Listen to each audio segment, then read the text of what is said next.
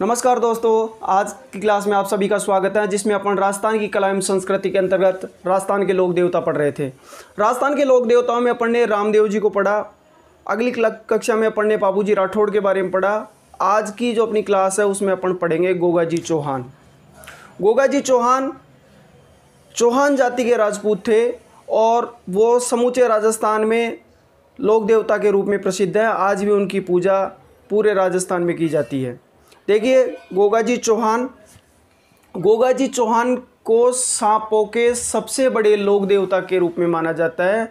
सांपों के सबसे बड़े लोक देवता के रूप में उनको पूजा जाता है। तो इनका जो उपनाम है, इनके बारे में अपन लिख सकते हैं, कह सकते हैं सांपों के सबसे बड़े लोक देवता। सांपों के सबसे बड़े। दोस्तों, सांपों के और भी अन्य भी लोक देवता हुए हैं जिससे सर्पदंश का इलाज किया जाता है, लेकिन सांपों के सबसे बड़े लोक देवता गोगाजी चौहान को माना जाता है। सांपों के सबसे बड़े लोक देवता अपन ये ध्यान रखेंगे। तेजाजी भी सांपों के लोक देवता हैं, लेकिन गोगाजी चौहान सांपों के सबसे बड़े लोक देवता के रूप में इनकी पूजा की जाती है। ये अपन ध्यान रखें। जिनका जन्म इनका 946 ईस्वी में हुआ और ये ददरेवा नामक स्थान पर हुआ, और ददरेवा स्थान है चूरू जिले में। चूरू जिले में ददरेवा, यहाँ पर इनका जन्म हुआ 946 ईस्वी में।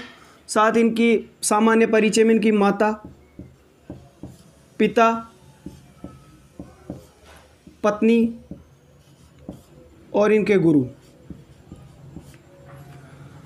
माता का नाम बाछल देवी था, बाछल देवी।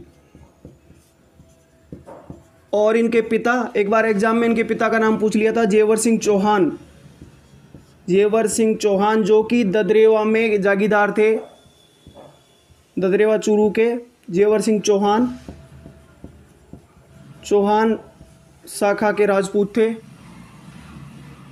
और इनकी जो पत्नी थी वो कमल दे, कई जगह केमल दे भी आता है तो कई जगह कमल दे भी आता है। कालल देवी, कई पुस्तकों में कालल देवी इसका नाम मिलता है, लेकिन इनका नाम जो कमल दे है अपन ये याद रखेंगे। और इसमें इसकी जो पत्नी है, इसके बारे में विशेष बात यह है कि ये कोलूमंड जोधपुर जो कि बाबूजी राठौड़ का घर था, उनसे संबंधित स्थान है कोलूमंड जोधपुर, वहाँ की थी के कमल दे। ये कह सकते हैं अपन गोगाजी चौहान का जो ससुराल था वो बाबूजी राठौड़, जो कि लक्ष्मण के अवतार लोक देवता हुए हैं, उनके ससुराल से थी। ये उनके परिवार से थी कमल दे, गोगाजी चौहान की पत्नी। और इनके गुरु का नाम गोरखनाथ, गो से गोगाजी और गो से गोरखनाथ, अपन ध्यान रखेंगे। गोरखनाथ इनके गुरु थे। तो ये था दोस्तों गोगाजी चौहान लोक देवता का सामान्य परिचय। कमल देव उनकी पत्नी, कोलूमंड जोधपुर से थी, बाबूजी के परिवार से, अपन ये ध्यान रखेंगे।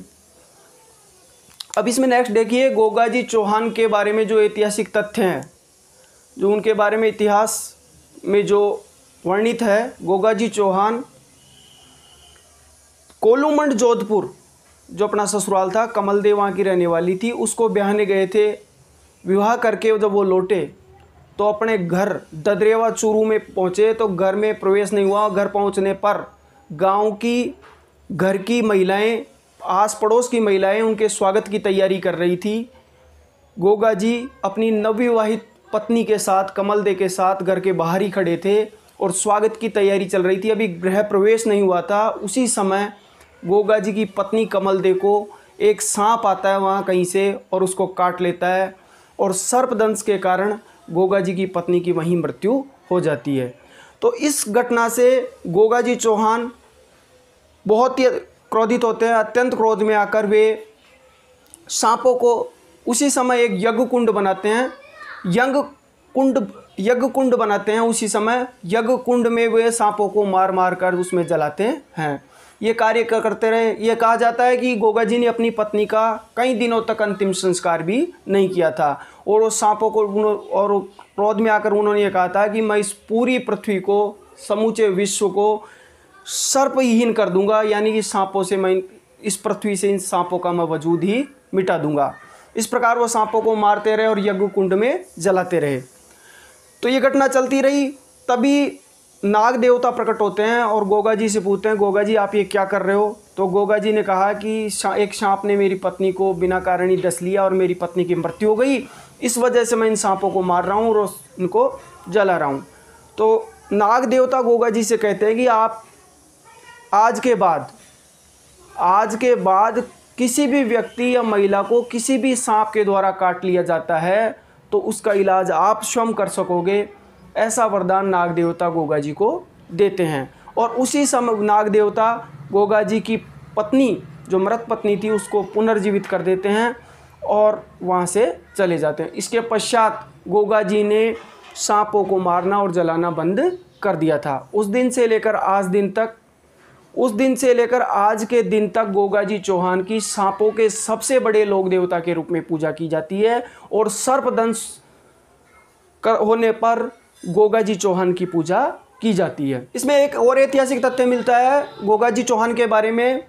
गजनी का एक शासक हुआ था महमूद गजनवी ने भारत पर कुल 17 आक्रमण किए थे। उन 17 आक्रमणों में एक विशेष जो प्रसिद्ध आक्रमण रहा था वह सोमनाथ के मंदिर पर था। सोमनाथ का मंदिर गुजरात में स्थित है, उस पर उसने आक्रमण किया था और उसमें यह कहा जाता है कि सोमनाथ के मंदिर में अतुल धन संपदा उसको प्राप्त हुई थी। लूट में बड़ा भारी खजाना उसके हाथ लगा था, जिसको ले जाने के लिए उसके पास जो साधन थे, ऊंट घोड़ा हाथी, वो कम पड़ गए थे। तो अब साधनों को जुटाने के लिए महमूद गजनवी सोमनाथ से, गुजरात से ददरेवा चुरू यानी कि राजस्थान में आता है। ददरेवा चुरू में वो गोगा जी की गायों को चुरा कर ले जाता है। जब गोगा जी को ये पता चलता है कि मुसलमानों द्वारा उनकी गायों को चुरा लिया गया है तो गोगा जी उनका पीछा करते हैं। गोगा जी और महमूद गजनवी के बारे में ये कहा जाता है कि उनके मध्य गायों की रक्षा के लिए 9 बार युद्ध हुआ था। 90 युद्ध में गोगा जी वीरता से लड़ते हुए महमूद गजनवी को हरा दिया और वीर गति को प्राप्त हुए। इस प्रकार गोगा जी चौहान गायों की रक्षा करते हुए वीर गति को प्राप्त हुए थे और उनको गायों की रक्षा करने के लिए लोक देवता के रूप में पूजा जाता है। तो इस प्रकार गायों के लिए प्राणोत्सर्ग किए, गायों की रक्षा के लिए वो वीर गति को प्राप्त हुए। अब इसमें नेक्स्ट देखिए, गोगा जी की जो वीर गति हुई गायों की रक्षा के लिए, अंतिम समय तक उन्होंने युद्ध किया और महमूद गजनवी को हराया और मुसलमानों को धूल चटाई। देखिए गोगा जी की वीर गति, इसमें अपन लिख सकते हैं गोगा जी एवं गजनवी, जो गजनी का शासक था, के मध्य 9 युद्ध हुए और 90 युद्ध में वीरगति प्राप्त हुई थी उनको। 90 युद्ध में 90 युद्ध देखिए उनका, ये 90 युद्ध में जो वीरगति प्राप्त हुई तो ये कहा जाता है कि गोगा जी चौहान का जो सिर था उसको गजनवी के द्वारा काट दिया जाता है, सिर अलग हो जाता है और उनका जो शेष शरीर था, जिसे अपन धड़ कहते हैं, वो घोड़े पे सवार था, वो अलग था। बिना सिर के गोगा जी अपने धड़ से ही हाथों में तलवार रखते हुए तलवार से महमूद गजनवी के ऊपर वार किए, लड़ते रहे और लड़ते लड़ते वो वीरगति को प्राप्त हुए। यह सब दृश्य देखा, आप देखिए इस दृश्य की कल्पना कीजिए। बिना इस प्रकार घोड़े पर सवार, बिना सिर के, हाथों में यूं तलवार लेकर व्यक्ति युद्ध कर रहा है और उनका सिर है जो ये अलग गिर गया। इस प्रकार ये सिर उनका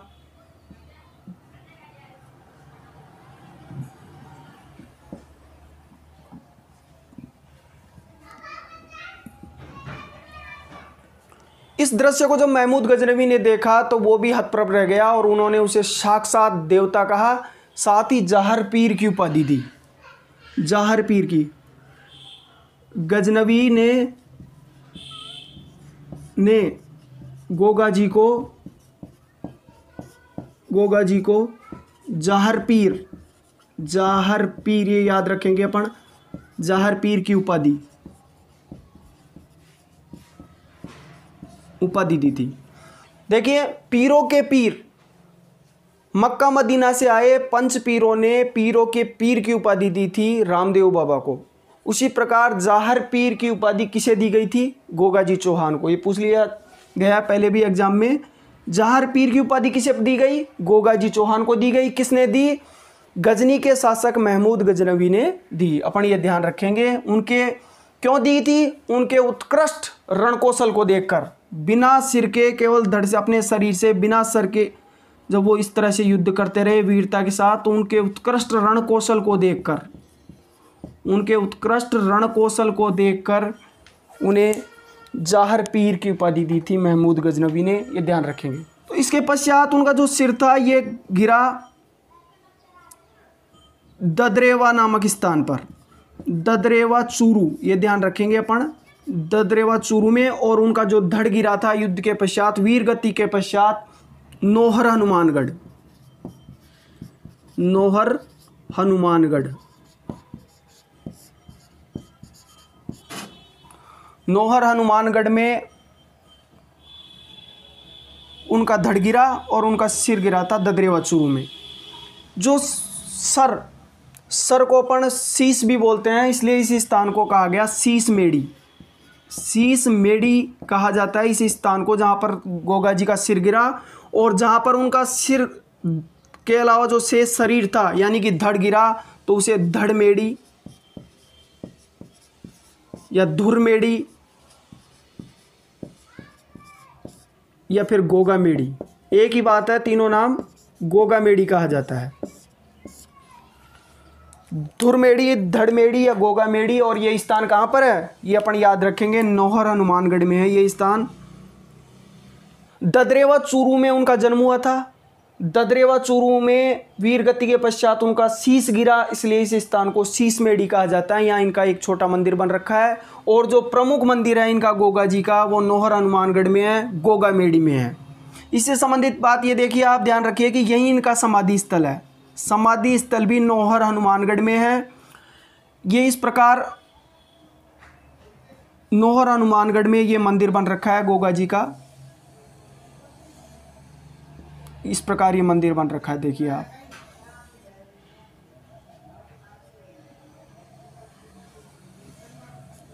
और ये मंदिर यहीं पर उनकी समाधि स्थल है और यहीं प्रतिवर्ष मेला भरता है। देखिए ये मकबरे नुमा मंदिर है। मैंने बताया आपको दो संस्कृति, हिंदू मुस्लिम। नीचे का जो मंदिर है ये हिंदू संस्कृति का मंदिर है, ऊपर वाला जो मंदिर है ये मकबरे नुमा मंदिर है। तो पहली विशेषता हो गई मकबरे नुमा मंदिर, मकबरे नुमा, गोगा जी चौहान की। दूसरी इसकी प्रमुख विशेषता है, ये देखिए आप, जो मुस्लिम संस्कृति की है वो इनका जो प्रमुख विशेष द्वार है, यहाँ ऊपर लिखा हुआ है गोगा मेड़ी का मंदिर।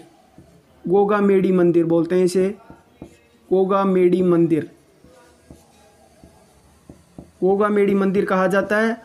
इसका जो प्रमुख द्वार है वहाँ बिस्मिल्लाह की आकृति बनी हुई है। इसके ऊपर यहाँ बिस्मिल्लाह की आकृति, यहाँ पर बिस्मिल्लाह की आकृति बनी हुई है, बिस्मिल्लाह, जो कि मुस्लिम संस्कृति को दर्शाता है। गोगा जी के मंदिर की जो प्रमुख सबसे पहली विशेषता है मकबरे नुमा मंदिर। देखिए इस मकबरे नुमा मंदिर का जो निर्माण है ऊपर जो बाद में करवाया गया था, और नीचे जो इनका मूल मंदिर है, प्राचीन मंदिर है, ये नीचे मंदिर ये हिंदू शैली में बना हुआ है।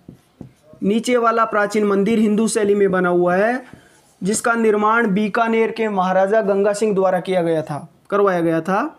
बीकानेर के महाराजा थे गंगा सिंह, जिसे राजस्थान का भागीरथ भी कहा जाता है, गंगा सिंह जी द्वारा। महाराजा गंगा सिंह ने बीकानेर महाराजा, इन्होंने इस गोगा जी का जो मूल मंदिर है, प्राचीन मंदिर है, जो कि हिंदू शैली में बना हुआ है, उसका निर्माण करवाया था। और मकबरे नुमा मंदिर जो कि ऊपर बाद में बनवाया गया है, ये फिरोज शाह तुगलक द्वारा इसका निर्माण करवाया गया था। ये आप ध्यान रखेंगे। साथ ही इसमें अगली नेक्स्ट बात है कि बिस्मिल्लाह की आकृति बनी हुई है इसके मुख्य प्रवेश द्वार पर, गोगामेडी मंदिर लिखा हुआ है। पुजारी इसमें 2 पुजारी होते हैं, एक हिंदू एक माह रहता है, 11 माह दूसरा पुजारी होता है। देखिए इसमें एक माह होता है जो हिंदू पुजारी होता है, और हिंदू पुजारी में राजपूत होता है और चौहान जाति का होता है। वो सभी लोग देवता अपन ने पहले पढ़े, रामदेव जी तंवर है तो उनका पुजारी तंवर राजपूत, हड़बू जी सांखला तो उनके मंदिर का पुजारी सांखला राजपूत होता है। उसी प्रकार गोगा जी चौहान का जो एक माह का जो हिंदू पुजारी होता है वो गोगा जी चौहान थे, तो चौहान जाति का राजपूत होता है एक माह के लिए। और ये एक माह होता है भाद्रपद का, हिंदुओं का सबसे पवित्र महीना भाद्रपद के महीने में एक माह हिंदू राजपूत होता है चौहान जाति का। और 11 माह तक शेष वर्ष के जो 11 माह बचते हैं उसमें मुस्लिम होता है कायम खानी, इसको बोलते हैं कायम खानी मुसलमान, कायम खानी मुस्लिम होता है ये। और ये 11 माह तक गोगा जी चौहान के मंदिर की पूजा करता है, जो कि गोगामेडी नौहर हनुमानगढ़ में स्थित है, ये आप ध्यान रखेंगे। अब देखिए इसमें आगे नेक्स्ट, इसमें गोगा जी का जो प्रमुख मंदिर है यहाँ पर इसमें इनकी समाधि के ऊपर बना हुआ है। यहाँ गोगा जी की समाधि है, गोगा जी की समाधि, अपन पूर्व में भी पढ़ा पढ़ने की इनका समाधि स्थल भी है। तो गोगा जी की जो समाधि है वो भी इसी मंदिर के नीचे है, और इसी समाधि के ऊपर ये मंदिर इस प्रकार बन रखा है, जो हिंदू मुस्लिम दोनों संस्कृतियों का अनूठा उदाहरण है। अब देखिए क्यों ऐसा क्यों है, इसके बारे में क्या इसका इतिहास है, क्या फैक्ट है, क्यों मुस्लिम धर्म की संस्कृति की छाप इसके मंदिर के ऊपर है, या मुस्लिम संस्कृति की विशेषताओं से भरा हुआ ये मंदिर क्यों है, क्यों मुसलमान कायम खानी मुसलमान इसकी पूजा करते हैं, जबकि गोगा जी चौहान हिंदुओं के लोक देवता थे, वे स्वयं हिंदू थे, चौहान जाति के राजपूत थे, हिंदू होने के बाद पश्चात भी मुसलमान धर्म का क्यों इसके ऊपर प्रभाव देखने को मिलता है। इसका कारण क्या है, इसका कारण यह है कि गोगा जी चौहान के जो वंशज थे 11वें वंशज वो थे कायम सिंह। कायम सिंह एक शासक हुए हैं, फतेहपुर सीकरी पर वो राज करते थे। फतेहपुर सीकरी के जो शासक थे कायम सिंह, वो गोगा जी चौहान के 11वें वंशज माने जाते हैं। कायम सिंह ये कहा जाता है कि कायम सिंह द्वारा मुस्लिम धर्म को स्वीकार कर लिया गया था, मुसलमान बन गए थे वो। तो कायम सिंह के पश्चात जो उनके वंशज आए वो सभी मुस्लिम धर्म तो स्वीकार कर लिया, लेकिन वे वंशज तो गोगा जी के ही थे। इस प्रकार वो गोगा जी की पूजा करते रहे, तो गोगा जी की पूजा करते रहे, धर्म उन्होंने मुस्लिम स्वीकार कर लिया। तो वो जो कायम सिंह के जो वंशज थे उनकी जो पीढ़ी के आने वाले लोग थे वो कायम खानी मुसलमान कहलाए थे, कायम खानी मुस्लिम वो कहलाए। और गोगा जी के वंशज होने के कारण वो गोगा जी को अपना आराध्य देव मानते थे, गोगा जी की वे पूजा करते थे। इस प्रकार गोगामेडी मंदिर पर गोगा जी की जो समाधि स्थल पर जो मंदिर बना हुआ है उसके ऊपर मुस्लिम संस्कृति का प्रभाव देखने को मिलता है। और ये कायम खानी मुसलमान 11 माह तक इस मंदिर की पूजा करते हैं, तो ये अपन ध्यान रखेंगे, ये फैक्ट इससे संबंधित है। साथ ही देखिए जो ये मंदिर बना हुआ है गोगामेडी, इसके बगल में इसके पास में ही एक तालाब है, उसको गोरख तालाब कहते हैं, गोरख तालाब। इसके बारे में ये मान्यता ये कहा जाता है, गोरख तालाब उनके गुरु गोरखनाथ के ऊपर है। ये कहा जाता है कि गोगा जी चौहान ने इसी तालाब के किनारे इस तालाब की पाल पर बैठकर अपने गुरु गोरखनाथ की तपस्या पूजा की थी, और यहाँ गोरख तालाब की पाल पर ही गोरखनाथ जी का मंदिर बना हुआ है। और साथ ही जो गोगामेडी का मेला भरता है उसके तुरंत एक दिन बाद यानी कि भाद्रपद कृष्ण पक्ष की 10वीं को गोरखनाथ जी का मेला इस तालाब की पाल पर भरता है प्रतिवर्ष। ये भी अपन ध्यान रखेंगे, जो कि इनके गुरु के नाम पे है गोरख तालाब। आप चाहो तो स्क्रीनशॉट ले सकते हो इसकी। अब आगे देखिए, ये अपन ने पढ़ा गोगा जी के मंदिर की, जो कि राजस्थान के जो पंचपीरों में शामिल है। उनमें से एकमात्र ऐसे लोक देवता हैं जिनके मंदिर की विशिष्ट अलग ही विशेषताएं हैं। हिंदू मुस्लिम दो संस्कृतियों का प्रभाव इस मंदिर पर देखने को, इस मंदिर के निर्माण, इसके पुजारी, इसकी जो भी सभी के ऊपर देखने को मिलता है। और अद्भुत विशेषताओं से भरा हुआ ये एकमात्र लोक देवता गोगा जी चौहान का मंदिर पढ़ने पड़ा। अब इसमें नेक्स्ट देखिए गोगा जी का अन्य मंदिर। दो मंदिर के बारे में पढ़ा। सबसे प्रमुख मंदिर अपन ने पढ़ा गोगा मेडी नौहर हनुमानगढ़ में। दूसरा जो अन्य मंदिर है, छोटा मंदिर बना हुआ ददरेवा चूरू, जहाँ पर इनका शीश गिरा शीश मेडी में, और वहीं इनका जन्म हुआ था। एक मंदिर और है, अन्य मंदिर, जिसे गोगा जी की ओल्डी कहा जाता है। गोगा जी की ओल्डी, गोगा जी की ओल्डी, ये एक झोपड़ी नुमा मंदिर है, ये ध्यान रखेंगे अपन, झोपड़ी नुमा मंदिर है गोगा जी की ओल्डी। और ये कहाँ पर है, देखिए यह किलोरियों की ढाणी है, किलोरियों की ढाणी, जो कि सांचौर में स्थित है। सांचौर, और सांचौर कहाँ है, जालोर में, जालोर जिले में सांचौर में किलोरियों की ढाणी में ये गोगा जी की ओल्डी, जो कि एक झोपड़ी नुमा मंदिर है, ये वहाँ पर एक अन्य छोटा मंदिर स्थित है। ये सांचौर से 7 किमी दूर है, लगभग राजस्थान में स्थित है, 7 किमी दूर किलोरियों की ढाणी, गोगा जी की ओल्डी। ये भी एक उनका एक प्रमुख मंदिर है, इसको अपन ध्यान में रखेंगे, जिसे गोगा जी की ओल्डी कहा जाता है। अब देखिए इसमें नेक्स्ट पुजारी के बारे में अपन ने पढ़ लिया। कायम खानी मुसलमान 11 माह, 1 माह हिंदू राजपूत जो चौहान जाति का होता है, उसका कारण अपन ने देखा। यहाँ पर झोपड़ी नुमा मंदिर जिसे गोगा जी की ओल्डी कहा जाता है। उसके अलावा पश्चिमी राजस्थान में हर गांव में, प्रत्येक गांव में एक खेजड़ी का पेड़ वहाँ मिल जाएगा आपको। खेजड़ी के वृक्ष प्रचुरता में वहाँ पाए जाते हैं, खेजड़ी। और इसके नीचे एक स्थान होता है जिसे थान कहा जाता है, और इस थान के ऊपर एक सर्प की आकृति होती है। और ये थान कहाँ मिलेगा आपको, खेजड़ी के वृक्ष के नीचे, खेजड़ी का पेड़ होता है उसके नीचे ये थान मिलेगा। और ये स्थान पर प्रत्येक गांव में गोगा जी की पूजा की जाती है, गोगा जी की पूजा होती है यहाँ, गोगा जी का थान कहा जाता है इसे। इसलिए राजस्थान में एक कहावत है, गांव गांव खेजड़ी गांव गांव गोगो। ये राजस्थान में कहावत प्रचलित है। इसका मतलब है गांव, प्रत्येक गांव में वहाँ पर खेजड़ी का वृक्ष है, और वहाँ गांव गांव में खेजड़ी के वृक्ष के नीचे गोगा जी का थान है, वहाँ सर्प की आकृति है, अर्थात वहाँ उस गांव में, प्रत्येक गांव में खेजड़ी के वृक्ष के नीचे गोगा जी की पूजा की जाती है। इसके अलावा गोगा जी की एक घोड़ी थी, नीले रंग की घोड़ी थी, उसे गोगा बप्पा कहा जाता है। गोगा जी की जो घोड़ी थी, गोगा जी की घोड़ी गोगा बप्पा, गोगा बप्पा के नाम से इसे जाना जाता है। ये गोगा बप्पा, गोगा जी घोड़ी नीले रंग की घोड़ी थी, ये नीली घोड़ी, ये अपन ध्यान रखेंगे।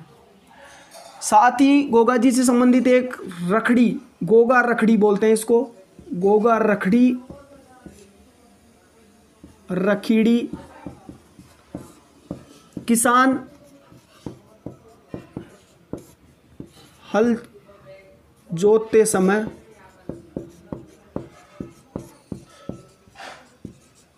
हल एवं हाली